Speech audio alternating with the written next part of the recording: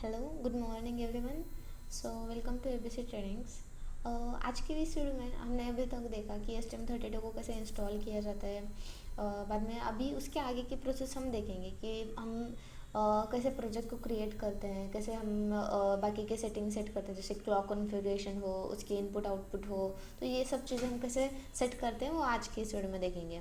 तो हमारे पास यहाँ पर अभी आपको विजिबल होगा आईडी, STM32 का क्यूब आईडी। तो जब आप इसको ओपन करोगे तो आपके सामने इस टाइप का एक इंटरफेस ओपन हो जाएगा। ठीक है, तो अभी आपको करना क्या है यहाँ पे, तो हमें न्यू प्रोजेक्ट क्रिएट करने के लिए आप यहाँ से भी न्यू फाइल पर क्लिक करके न्यू STM32 प्रोजेक्ट यहाँ पर आप क्लिक करना है आपको।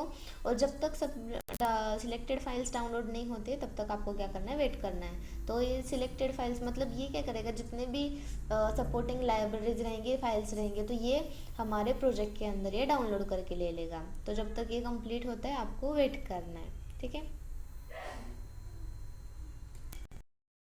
तो मेरे फाइल्स थे वो डाउनलोड हमारा ओपन हो जाएगा नेक्स्ट पेज। उसके लिए भी ये थोड़ा वेट करेगा, उसके बाद ऑटोमेटिकली नेक्स्ट पेज ओपन हो जाएगा आपका।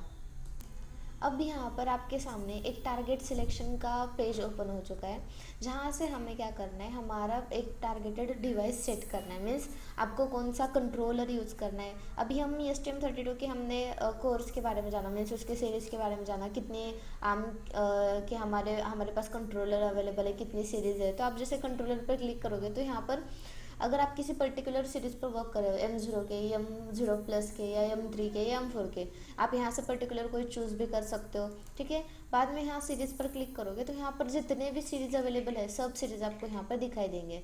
मान लो अगर सिर्फ आपको STM32 के F0 की सीरीज़ के कंट्रोलर चाहिए तो आप उस पर सिलेक्ट कर सकते हो। ठीक है, नहीं अब मैं क्या करूँगी, डायरेक्टली आपको पार्ट नंबर एंटर करके दिखा दूँगी यहाँ पे। तो मुझे चाहिए, मैं पार्ट में ये वाला F0 सीरीज़ का एक कंट्रोलर ले लूँ। आगे तो जो दूसरा भी आपके रिक्वायरमेंट पर है, अगर आपको दूसरा यूज़ करना है तो आप वो भी यूज़ कर सकते हो। मुझे चाहिए F0 का सॉरी F1 का ले लेती हूँ मैं। F1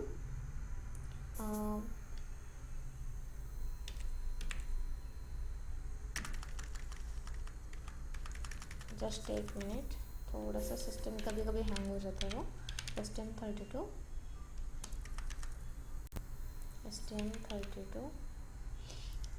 F1, बाद में है हमारा 0 एंड 3C8। ठीक है, ये हमारा है पार्ट नंबर। अभी यहाँ पर आप जैसे इस पर क्लिक करोगे ना तो आपको उस कंट्रोलर के बारे में पूरी डिटेल्स आ जाएगी, जैसे कि हम उसमें क्या क्या स्पेसिफिकेशंस है, 32 बिट है, रिस्क सपोर्टिंग है, बाद में यहाँ पर क्या है 12 बिट ADC है इसके अंदर, and 3 general purpose 16 bit timers है। तो जितने भी कंट्रोलर के स्पेसिफिकेशंस है, उसके फीचर्स है, सब आपको मिलेंगे। अब जैसे कि ये मेरा ये फ़ोन सीरीज़ के जो भी कंट्रोलर है STM32 के, तो उसकी मैक्सिमम फ्रिक्वेंसी 48 मेगाहर्ट्ज़ तक है। बाद में जो भी उसके परफॉर्मेंस है, मेमोरी एक्सेस है, तो वो भी प्रोवाइड करता है। बाद में single cycle multiplication and hardware supporting है। उसकी मेमोरी है यहाँ पे 64 से 128 किलोबाइट्स तक फ्लैश मेमोरी अवेलेबल है। ठीक है, तो यहाँ पर जितने भी स्पेसिफिकेशन है, अगर आपको कोई डाउट है कि आपके स्पेसिफिकेशन की रिक्वायरमेंट फुलफिल नहीं हो रहे तो आप यहाँ से चेक कर सकते हो। तो अभी मुझे बस क्या करना है, सिलेक्ट करना है उसको एंड नेक्स्ट पर क्लिक करना है। जैसे आप नेक्स्ट पर क्लिक करोगे तो यहाँ पर वो पूछेगा कि आपको आपके प्रोजेक्ट को क्या नाम देना है। सो मैं यहाँ पे दे दूँगी डेमो LED प्रोजेक्ट। ठीक है, तो यहाँ पर मैंने डेमो LED प्रोजेक्ट ऐसे नाम दिए। अगर आपको डिफ़ॉल्ट लोकेशन यूज़ करनी है तो आप यूज़ कर सकते हो। अगर डिफ़ॉल्ट पर अनक्लिक करोगे तो आप यहाँ पर एक ब्राउज करके स्पेसिफिक लोकेशन भी आप दे सकते हो यहाँ पे। तो मैं डिफ़ॉल्ट ही यूज़ करूँगी तो इसको मैं टिक कर देती हूँ। अब यहाँ पर टारगेटेड लैंग्वेज, अब आप पर डिपेंड है कि आप C लैंग्वेज यूज़ कर रहे हो C++, बट C लैंग्वेज बहुत मोस्टली सपोर्टिंग है हमारे एम्बेडेड के लिए, तो हम टारगेटेड लैंग्वेज C रखेंगे। बाद में टारगेटेड बाइनरी टाइप हमें एग्जीक्यूटेबल रखना है, और टारगेटेड प्रोजेक्ट टाइप आप STM32 क्यूब को ही रखेंगे। अगर आप जब empty सेलेक्ट करोगे तो आपका कोड जनरेटेड आपको नहीं मिलेगा, आपकी main.c की फाइल जनरेट नहीं होगी, इसलिए आपको targeted project type STM32 cube ही रखना है। उसके बाद तो जैसे ही फिनिश होगा तो हमारा जो भी इनिशियलाइजेशन होगा, मीन्स जितना भी हमने टूल्स कॉन्फ़िगर किए हैं वो इनिशियलाइज होने चालू होंगे। तो इसको 1-2 मिनट लगते हैं हमारे हर एक प्रोसेस को, जब तक हम प्रोजेक्ट क्रिएट करेंगे तो उसकी लाइब्रेरी वो लगता है, तो जब तक वो हो जाता है तब तक आपको वेट करना पड़ेगा। ठीक है, अब मेरे प्रोसेस कंप्लीट हो चुके हैं। तो यहाँ पे आपको दिख रहा होगा एक पिन लेआउट दिख रहा है, राइट। यहाँ पे एक आप अगर से जूम करोगे तो यहाँ पे मेरा आपको नाम भी दिख रहा होगा कि हमने कौन सा कंट्रोलर चूज़ किया है। बाद में इसके पिन्स दिख रहे हैं आपको। आपको जो भी पिन यूज़ करना है, आप सब नॉर्मली जब आप किसी भी पिन पर क्लिक करते हो तो यहाँ पर उस पिन को आपको क्या सेट करना है, मीन्स अभी यहाँ पर पिन्स है हमारे पास, बट ये सब पिन जो है ब्लैंक है, राइट। हमने किसी भी पिन को कॉन्फ़िगर नहीं किया है। जब भी आपको कोई प्रोजेक्ट या फिर किसी एसटीएम को आपको सिलेक्ट करना है, आपको एज एन इनपुट यूज़ करना है, as an output. Microcontroller का वही एक बेस्ट फीचर है कि आप किसी भी पिन को एज एन इनपुट और एज एन आउटपुट भी यूज़ कर सकते हो। अभी यहाँ पर अभी आपको दिख रहा होगा, अभी ये PC13, अभी जितने भी यहाँ पर ऑलरेडी हमने डिस्कस किया है कि हमारे F4 सीरीज़ में कितने number of input output available हैं, बाद में टाइमर्स कितने हैं। तो यहाँ पर हर एक सीरीज़ के ऊपर डिपेंड रहेगा कि कितने बिट के 16 बिट का टाइमर अवेलेबल है या नहीं, ठीक है। तो अभी हमें क्या करना है, यहाँ से एक कोई भी पर्टिकुलर पिन, आप ये वाला मीन्स PA P3 यहाँ से चूज़ कर सकते हो, यहाँ PC13 वगैरह जो भी कुछ आपको सिलेक्ट करना है आप यहाँ से सिलेक्ट कर सकते हो। तो मैं क्या करूँगी, PC13 जो है उस पर मैंने क्लिक किया एंड मुझे इसको as an GPIO means input output को एज एन आउटपुट सेट करना है, ठीक है। तो यहाँ पर जैसे आउटपुट सेट कर दोगे तो वो ग्रीन हो जाएगा और यहाँ पर वो बोल भी देगा कि आपने उसको एज एन आउटपुट सेट किया है, ठीक है। तो उसके बाद आपको यहाँ पर लेफ्ट साइड में ऑप्शन मिलेगा सिस्टम कोर का। जब आप सिस्टम कोर के ऊपर क्लिक करोगे तो यहाँ पर बहुत सारे अगर आपको इनपुट आउटपुट सिलेक्ट करना है, बाद में NVIC मतलब ये भी जितने RCC वगैरह जो भी है आपको अगर सेट करना है तो आपको हर एक पर क्लिक करके एक एक सेपरेट सेट करना है।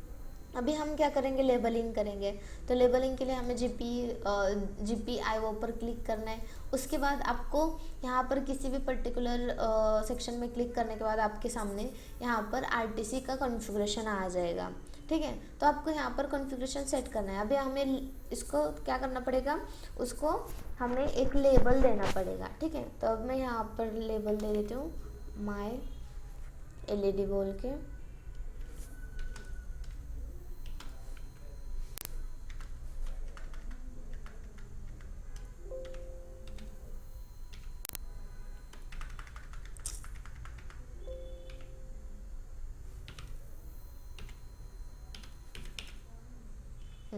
ठीक है, आपका लेवल कॉन्फ़िगरेशन सेट हो चुका है। बस एंटर को आप प्रेस कर लीजिए और बाय डिफ़ॉल्ट सेट हो जाएगा। उसके बाद आना है आपको RCC पर। RCC पर आपको चेक करना है कि आपका जो क्लॉक है वो क्रिस्टल सेरामिक रेजोनेटर पर सेट होना चाहिए, ठीक है। तो अगर यहाँ पर डिसेबल होगा या बाईपास क्लॉक सोर्स होगा तो आपको वहाँ से उसको क्रिस्टल पर सेट करना है। उसके बाद आपको आना है यहाँ पर नीचे, उसके बाद आना है आपको सिस्टम के ऊपर। सिस्टम के ऊपर अगर आपको यहाँ पर डिबगिंग नो डिबग है तो आप वहाँ से आपको सीरियल वायर सिलेक्ट करना पड़ेगा, ठीक है। तो मीन्स वो डिबगिंग के लिए सपोर्ट करेगा। तो ये हो गई हमारे सिस्टम कोर की सेटिंग। उसके बाद यहाँ पर आपको ऑप्शन दिख रहा होगा साइड में क्लॉक कॉन्फ़िगरेशन का। तो जैसे आप क्लॉक कॉन्फ़िगरेशन के ऊपर क्लिक करोगे ना तो यहाँ पर आपको बहुत सारी आपको दिख रही होगी, एक सेक्शन दिख रहा है, एक लेआउट दिख रहा होगा, कितने सारे आप नंबर ऑफ HSC क्लॉक्स वगैरह दिख रहे होंगे। तो ये एग्जैक्टली है क्या, मैं बताती हूँ आपको। तो यहाँ पर माइक्रो कंट्रोलर के अंदर हर एक चीज़ मीन्स टाइमर, CPU, GPIO, तो ये ना है पल्स पर चलती है जिसे हम क्लॉक कहते हैं। तो जब आप .ioc फाइल में मीन्स ये हमारी जो फाइल है अभी हमने क्रिएट की, ये .ioc फाइल है, राइट। इसका एक्सटेंशन है .ioc का। तो जब क्लॉक कॉन्फ़िगरेशन ओपन करते हैं क्लॉक कॉन्फ़िगरेशन का तो ये पेज हमारे सामने ओपन हो जाता है। तो इनपुट सोर्सेज जैसे कि इनपुट सोर्सेज यहाँ से कौन कौन से हैं, LSI है, HSI है और HSE, ठीक है। जहाँ पर हमें यहाँ पर आपको दिख रहा होगा, ठीक है। यहाँ पर ये LSI है, HSI और ये HSC। तो ये क्या है, हमारे इंटरनल सोर्सेस बोल सकते हैं, इनपुट सोर्सेस बोल सकते हो आप इनको, ठीक है। मतलब चिप के अंदर अपना एक ऑसिलेटर रहता है इसके हर एक चिप के अंदर। तो ये जैसे क्या है, एक्सटर्नल बोर्ड पर लगा क्रिस्टल, जैसे कि 8 मेगाहर्ट्ज पर वर्क करेगा ये, ठीक है। तो यहाँ पर ऑलरेडी ये आपको वेरीफाई करना है कि आपका जो एक्सटर्नल क्लॉक है वो 8 मेगाहर्ट्ज पर ही सेट है। अगर वो नहीं है तो आपको यहाँ से सेट करना पड़ेगा, ठीक है। बाद में आता PLL का सेक्शन। अगर PLL क्या रहता है इसमें नॉर्मली, तो यहाँ पर आप देखो PLL सोर्स मक्स, तो PLL है फेज्ड लॉक लूप। ये सबसे ना मीन्स इम्पॉर्टेंट सेक्शन है। ये आपकी 8 मेगाहर्ट्ज की कम स्पीड वाली क्लॉक को मल्टीप्लाई करके 72 मेगाहर्ट्ज या फिर 168 मेगाहर्ट्ज तक ले जाता है, ठीक है। ये समझ में। बाद में उसके बाद है हमारा प्रीस्केलर का पार्ट। अब प्रीस्केलर क्या रहता है, यहाँ पर है आपको विजिबल होगा प्रीस्केलर, यहाँ पर भी है प्रीस्केलर। तो ये क्या रहता है, प्रीस्केलर डिवाइडर्स रहते हैं। ये क्लॉक के स्पीड को कम कर दें ताकि छोटे पेरिफेरल जैसे I2C UART अपनी ज़रूरत के हिसाब से धीरे धीरे चल सके, ठीक है। बाद में यहाँ पर H क्लॉक है, यहाँ पर आपको दिख रहा होगा, उसके बारे में हमने बहुत बात की। तो ये क्या है, फाइनल स्पीड है, ठीक है, जिस पर आपका CPU एग्जैक्टली वर्क करेगा। बाद में आते हैं हम हमारे आपको अभी क्या करना है, ये तो हमारे क्लॉक के बारे में हो गया कि हमें क्लॉक कैसे सेट करना है, बाद में उसकी इम्पोर्टेंस क्या है, क्यों सेट करना है। अभी हम आते हैं हमारे main.c फाइल के ऊपर। तो ये जो है कोड जनरेशन के लिए यूज़ होता है, ठीक है। अभी यहाँ पर आप जब कोर पे जाओगे आप यहाँ पे, तो यहाँ पर आपको सोर्स फाइल दिखाई देगी, तो आपको उसको एक्सपांड करना है और यहाँ पर आपको जो कोड है ना वो यहाँ पे भी रहता है, तो उसको डबल क्लिक कर देना है, तो यहाँ पर ओपन हो जाएगा ये, ठीक है। तो यहाँ पर हमें क्या करना पड़ता है, हमारा कोड लिखना पड़ता है। तो ऑलरेडी हमारे जो सेटिंग्स है हमने वहाँ पे सेट कर ली है, ठीक है, ठीक है।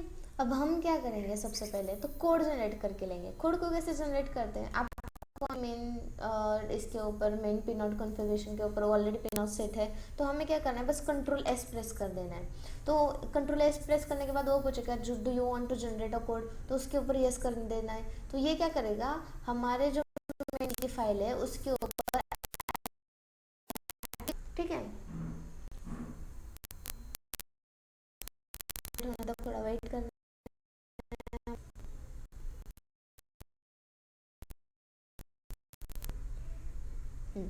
ठीक है। यहाँ पर आपको स्टार्टिंग में #include main.h दिखाई देगा।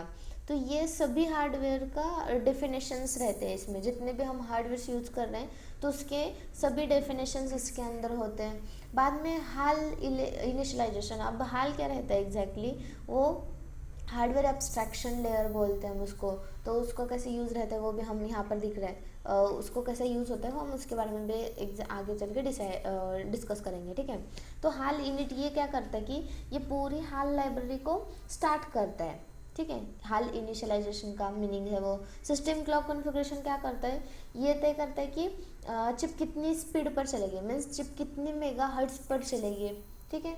बाद में उसके बाद है MXGPIO इनिट, मीन्स इनिशियलाइजेशन का है शॉर्ट। ये वही कोड है जो अपने अभी .ioc में सेट किया था, ठीक है। PC13 को आउटपुट वगैरह हमने सेट किया था, ठीक है। तो ये वहीं पर रहेगा।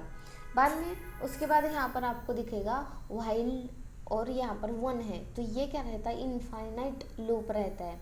अभी यहाँ पर इनफाइनाइट लूप के अंदर हमें क्या करना है, हमारा कोड लिखना है, ठीक है।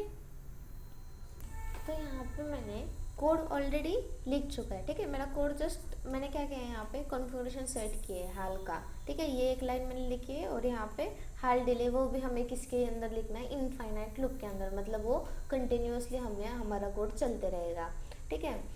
मतलब अभी हमने एग्जैक्टली क्या किया, हमने हाल इनिशियलाइजेशन किया। मतलब ये सबसे पहली लाइन होती है, हाल का सबसे पहले फुल फॉर्म देखते हैं कि हार्डवेयर एब्स्ट्रैक्शन लेयर रहता है इसका फुल फॉर्म, ठीक है। तो ये क्या करता है, उसको शुरू करता है, मीन्स इंटरप्ट जो भी है वो उसको सेट करता है, और सिस्टम टिक मतलब जो हाल डिले के लिए यही उसको रिस्पॉन्सिबल होता है, मीन्स उसको चालू वगैरह करना, ठीक है। बाद में सिस्टम क्लॉक कॉन्फ़िगरेशन के बारे में यहाँ पर देखा, जो ऑलरेडी अभी हमने जैसे ही कोड जनरेट किया तो यहाँ पर वो सेट हो चुका है, ठीक है।